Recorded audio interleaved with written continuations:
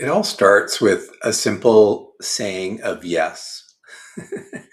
For anything, when we're beginning, we have to make a decision around, are we going to make this connection, this take this decision? Are we going to move to this next part of our lives? Whenever we're making a decision, there's going to be a yes or a no. We can equivocate for a while, but why bother? Be decisive. So the first step to this stage in the journey of being a gay man over 50 can be a simple yes to connecting with other gay men in this stage of life. Why? Well, because we don't really have many forums for this type of engagement. I've noticed over the last several months, there are a few, but they're rare and far and few between.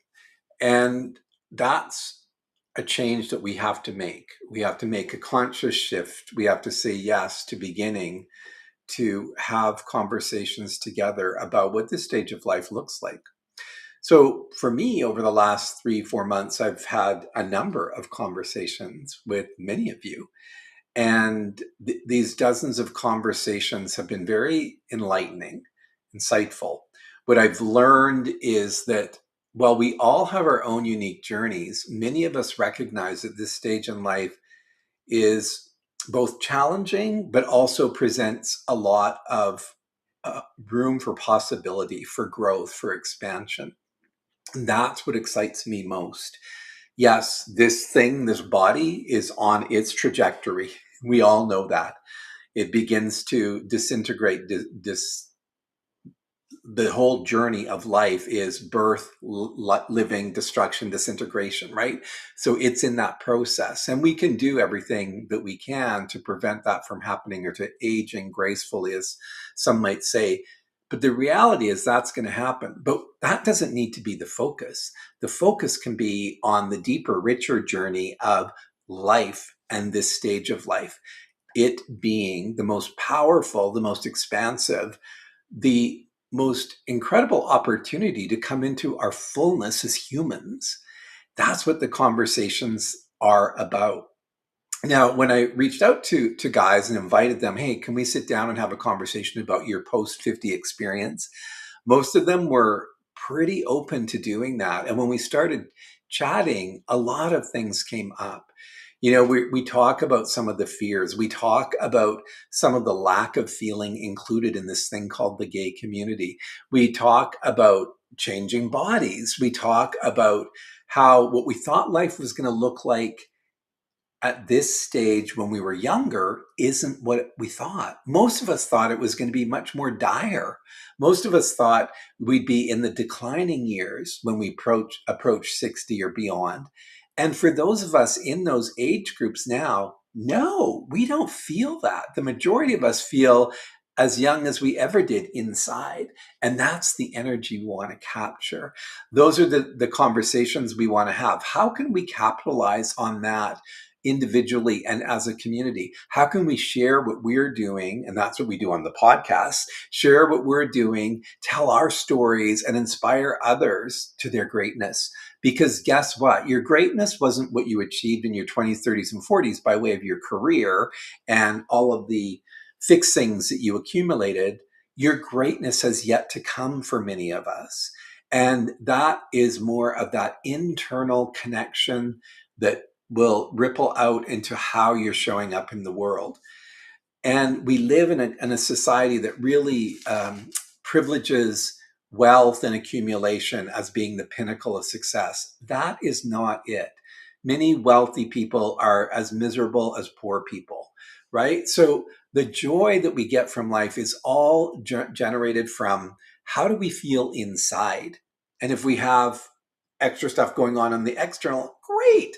So how do we as aging gay men connect to that deep sense of vitality within us? How do we help others who may be need a little bit of uplifting to do that? How do we show up for each other in community?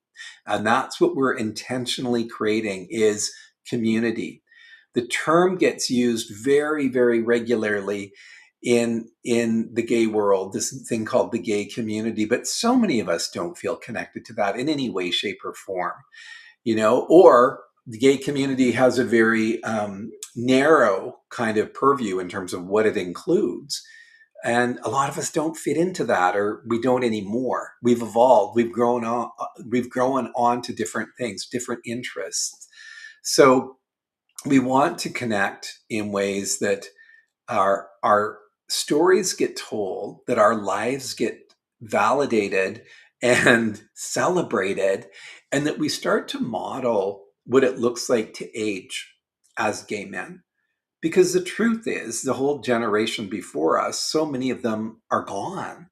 Yes, some people survived that, but not nearly enough. And so many of us are in that place where we're setting the tone, we're setting the stage, we're creating the examples, we're becoming the mentors, we're becoming the elders in the gay community. And that's both a challenge, but also a rich and beautiful opportunity. And because we are such creative and dynamic humans, why not take some of that creativity, that dynamism, and let's have conversations and let's explore aging differently. Let's look at expanding what it looks like to be a gay man. We aren't those head turning 20 or 30 somethings anymore. Yes, some of us can still turn heads at this stage, but it's a different thing. It's a different energy and connection that we're most of us are striving for, right? We need to grow and evolve to meet our station in life, where we are in terms of our aging process. And that doesn't mean we succumb, as I said earlier, to this body that's shifting and changing. We can work to improve and make it even stronger. But we also have to recognize that the things that gave us pleasure and joy in our 20s and 30s, 40s and 50s even, may not continue to give us that same pleasure and joy into our 60s, 70s, and beyond. Intimacy, for example, how does that change? If we're trying to have performative sex in the same way that we did in our 20s and 30s, well, for some of us, that's just not going to happen, right? We can push the issue with supplements and pills and injections and all of that stuff. But some of us are more than willing to kind of go like, no, that stage of life isn't as important to me as other things, as deep, enriching intimacy, as deep, enriching connection and community, right? Our sexualized nature as men, and that's just a part of being men, it's not gay or straight or otherwise, it's just men tend to have a higher sex yearning generally. We can move beyond that and still have that, right? Like we can still have that part of us that is sexually dynamic and healthy and having fun and doing all that stuff. But we're more than that. We are so much more than that. And this is part of what we're discussing in the Wisdom Trust, is like, what does it look like then? And we're having conversations that can take us to deeper places and richer places, conversations we don't typically have, not even with those closest to us.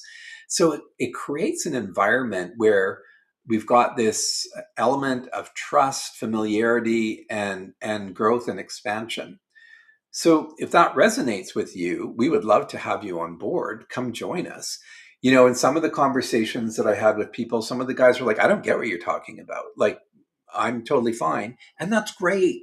If you're totally fine in your life and everything's going hunky dory and you're totally happy with where things are at, that's perfect. But a lot of us are looking for an expansion. We're looking for a shift. We're looking for a deeper, more soul aligned connection to our being. And if you know what that is, you know what that is. If that makes your eyes roll, then that's fine.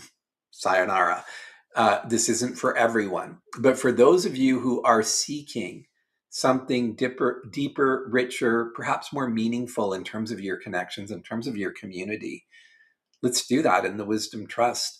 And we're starting virtually, obviously, but our goal is to have small groups becoming large groups, meeting in cities where you are, even towns where you are, for heaven's sake, and not just in North America, but across the country. I had a conversation with a guy in Paris today who's excited about what we're doing. This is amazing. So we want to be having more of that. We want to be including more opportunities for your engagement. So you can join the Wisdom Trust community. You'll find all the information where you're seeing this in the bios or in the about page. And what I'd like to leave you with is this a question about saying yes, because I started out by saying, everything is making a decision. Is it a yes or a no? You can obfuscate and deliberate as long as you want, but why not make a decision? What is one small yes you could say to yourself this week that your future might thank you for?